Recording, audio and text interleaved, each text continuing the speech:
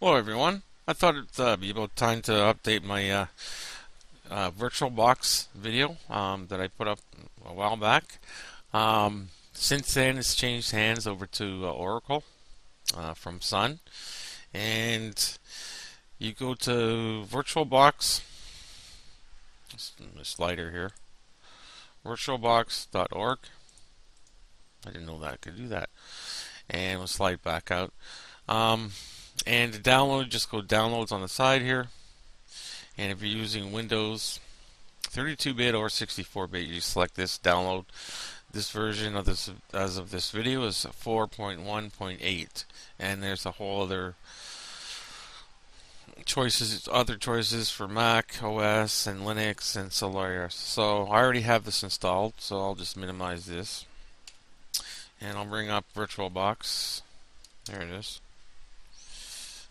What nice background. Okay, so it's very simple. As you see, I have a couple already installed, and we're going to select new, and we're going to install Ubuntu again. So you can go through the operating system list, or you can start typing Ubuntu. And as you know, it says Linux, Ubuntu. We're going to install an older one, 10.10, and make that x64. And immediately it says version 64-bit, and go next. 512 megabytes, I'll give it a gig, and we'll move next. So that's 1024 megs. Create a virtual hard drive disk. Leave that the same. Next. So you go next. Yes. And I think that's a little small, depending on how much hard drive space. 8's fine. It doesn't really take that much room. I'm going to give it 20 just so I have some room to mess around. And then you press create, and the summary, and press create. Now, normally what you can do is you go right to start, but if you want to say specify processors, or just to review again, say if you have a quad core or 6 core, whatever, maybe give it 2 processors. And display, I want to mess around with compiz, which is a neat effect in Linux, Ubuntu, or other distros. If I click this, 2D is going to say, it'll do it itself. It'll turn it off itself, but we'll just unclick that. And that's it. That's it for now. So you press OK. Now you press Start. And first run Wizard. And it'll ask you where to install it from. I don't have it on a disk. I usually down image files. They're called ISO. And we'll select this icon here, browse. And there it is, 10.10 desktop. Select that, press next, and then we start.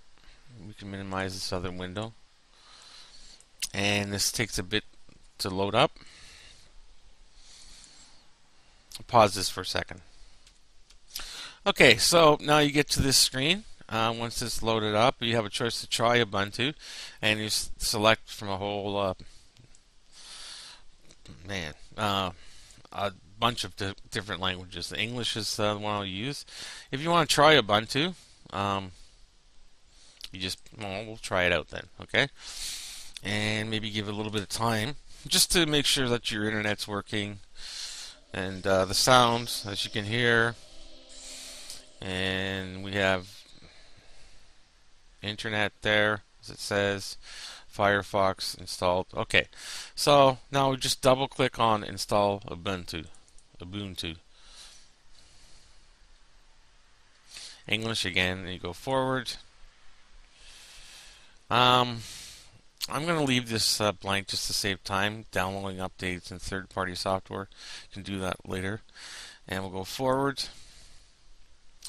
And since we're on a virtual disk, we don't have to worry about, because we already set out 20 gigabytes space. We just erase the entire disk, and you go forward.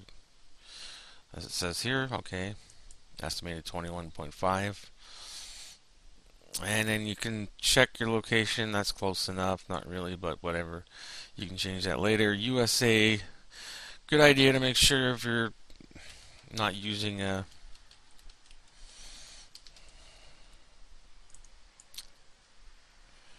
don't upgrade, sorry. So, didn't expect that to come up. Anyway, so if you're using a non-USA conventional keyboard, it'd be a good idea to check your keyboard layout. Okay, so we go forward. Mid finger. Mid. Let's call it VBox. And you gotta type in the password. Fine. Doesn't matter because it's only a virtual machine we're running in, and we'll log in automatically. Normally I would require password and encrypt my home folder on a live install. We'll just leave it for that for now and go forward, and we just wait for it to finish copying. So while it's finishing, I'll pause the video. Yeah, I should mention too that it will download some stuff. Like right now, it's downloading language packs. You can tell it to skip, but I'll just let it go for now. But it does download some things that it needs for installation because basically it is a internet-based OS. So I'll be back when this is finished installing. Okay, so it's finished installing. It says continue testing or restart now, so we'll just hit restart now. And I'm not sure if anything will come up. I'm going to select this and disconnect this installation ISO. And hopefully it's going to reboot. There we go.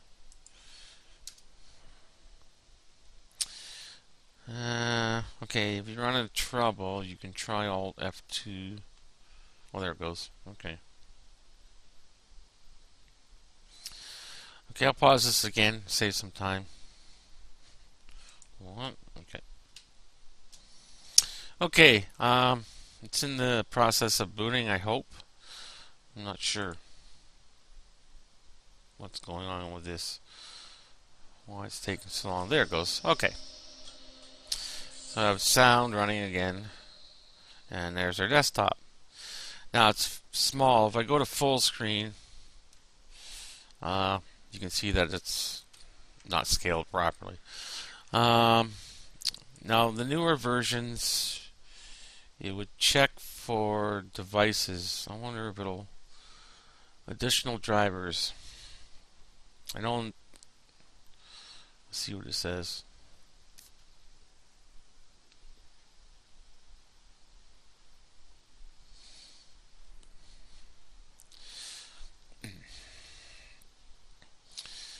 Okay.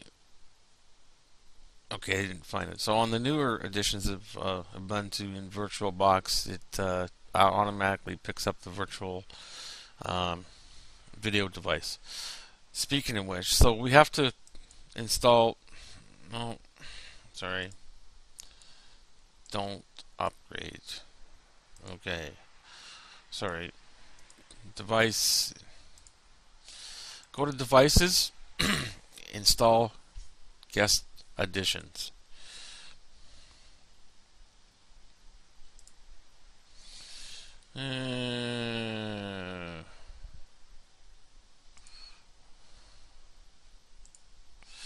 Okay, we'll just open the folder and we'll look for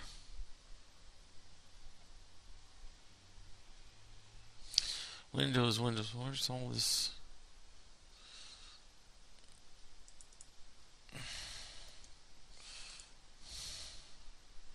Okay, we'll see what it does. Okay, auto run. There we go. Okay, it's installing, building kernels. It looks like it's okay. And as you can see down here, it says Update Manager. It wants to install updates, but I'm going to try to let this go through, and hopefully there isn't too many kernel changes. This will